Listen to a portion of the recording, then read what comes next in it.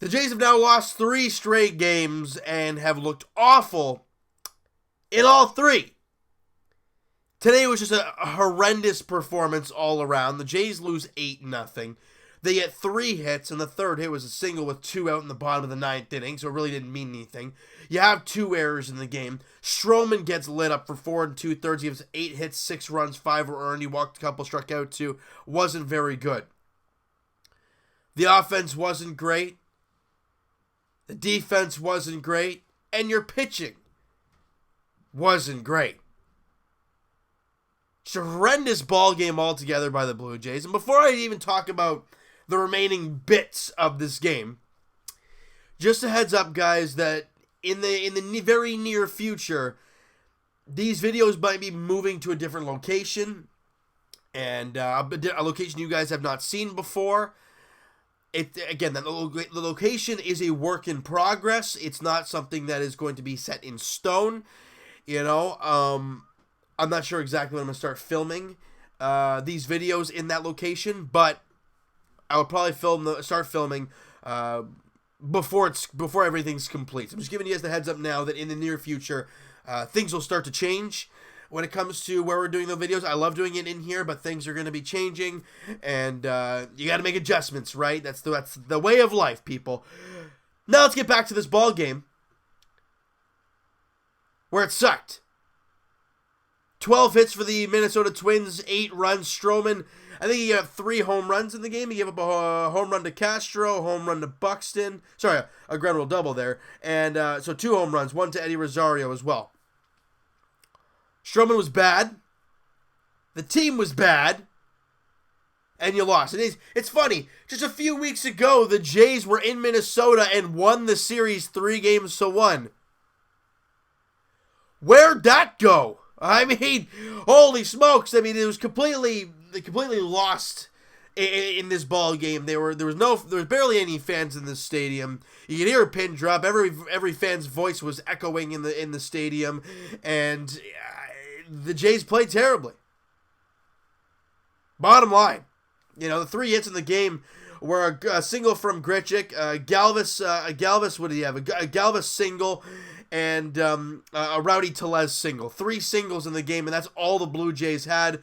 They walked 1 time, so you had a total of 4 base runners in the 9 innings, and the Jays strike out 10 times, and Vladimir Guerrero Jr. goes 0 for 3 with a couple strikeouts in the game today. He continues to struggle. He's only hitting 152 now on the year, and he's really having a tough time at the plate. They're pitching him very carefully, and he's not ready for that. Now it's an adjusting period, guys. We talked about it, in the previews before the season started. We said that this year is going to be painful. There's going to be a lot of losses. But the chance to see guys like Vladimir Guerrero Jr., Rowdy Tellez, eventually Lourdes Gurriel Jr. again, and guys like that, it's the exciting part. The reason you go to the ball game is to see Vladimir Guerrero Jr., to see Rowdy Tellez, to see Danny Jansen. I mean, the only reason I'm going to the game Friday, number 1, it's my girlfriend's birthday, so there you go, there's that. Also, it's just a night out. And you want to get to see these younger players. Hey, maybe get an autograph because there's going to be nobody in the stands. Why not, right? See a Vladimir Guerrero Jr. up close. Why not? Because the team stinks in the field, guys. We all know it. All right, so game 2 of this 3-game set goes tomorrow as the Jays fire Aaron Sanchez to the mound against Jose Barrios. Great. Barrios is 5-1 with a 2.91 ERA, and I think it was last year or the year before he was an all-star. Nonetheless, he's a very good pitcher, very good young pitcher, and the Blue Jays got to find a way to win. They got to find a way to get hits. How about we start with that? And then the finale, guys, goes on Wednesday. Kyle Gibson and Trent Thornton are the starters in that game. Trent Thornton looking to build on that really, really good last outing, the one against Texas. And, look, Jays fans, it's only been less than a 5-minute video, but what else you want to talk about? AA and AAA didn't play today. Dunedin's got smushed. Actually, did they even play today? I don't even think they did. Lansing, really nothing happened. It was a really rough day for baseball, Blue Jay fans. Not a fun one. We could sit here and talk about Biggio and how he's going to be exciting. And guys like Jordan Groshans, when he gets back from his injury, is going to be good. Nate Pearson's going to be a lot of fun. But now seeing Marcus Stroman have back-to-back starts where he didn't pitch all that great. How are you feeling about the whole moving him type of thing? What about Aaron Sanchez? We're going to see him tomorrow. What do you think about that whole situation? I still don't know. I really have no idea. What I've noticed with Marcus Stroman, and you guys can attest to this. When the building and Rogers Center is full, and it's a high leverage situation, damn, he's good.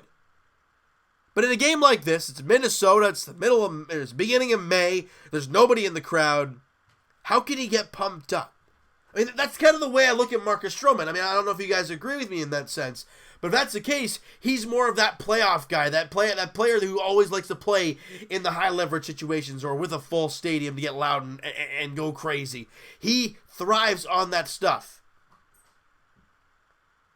But Rogers Center is not going to be full for quite some time. Canada Day, maybe. But other than that, maybe Mother's Day, Father's Day, maybe. But even then, guys, it's a stretch.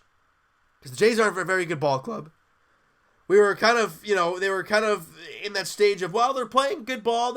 They're playing awful right now. They're now 15-20 on the year. They've lost 3 straight games. And if you want to look at standings, because that's the way we love to do it, they're in the bottom 4 in the American League. Oakland, Baltimore, and Kansas City are the 3 teams below the Blue Jays. You go to the National League, and they're in the bottom 4 as well. So, obviously, the Jays are not going to be a great team this year. We all know that. You'd love to see some fight out of the guys. The 3 hits, excuse me, no runs on 3 hits with a couple errors is not a very fun. I apologize for the people who actually went to the ball game there today. Must have been a rough one to watch. All right, so you know what? That's going to do it for this one, you guys. You guys enjoyed the video, and you guys hated the ball game today. Smack that like button. I do appreciate that. Hit the subscribe button if you guys have not already. Comment down below your thoughts on the game, the video. What were your thoughts on Marcus Stroman, the bats, Vladimir Guerrero Jr., all that stuff, guys. And I'll talk to you. Evan and I will talk to you guys podcast edition. It's probably going to be Thursday, all right? Thursday afternoon. Link is in the description for the podcast channel, guys, and for the podcast itself on iTunes. Twitter is also down below. Follow up, send me a DM, do all that great stuff. And check out Mo Buckets on Twitter, Blue Jays Wave on Instagram. One of the best, if not the best, source, the number 1 source for Blue Jays news. He's quick. He's it's good stuff to look at. He's a great guy. Go check him out, guys. Blue Jays Wave on Instagram. Great content, great guy. Have a look there. Like I said last time, Blue Jays Wave on Instagram, guys. And I'll talk to you guys Raptors edition tomorrow. Game 5 of the Eastern Conference semifinals as the Raptors look to take a 3-2 series lead over the Philadelphia 76ers.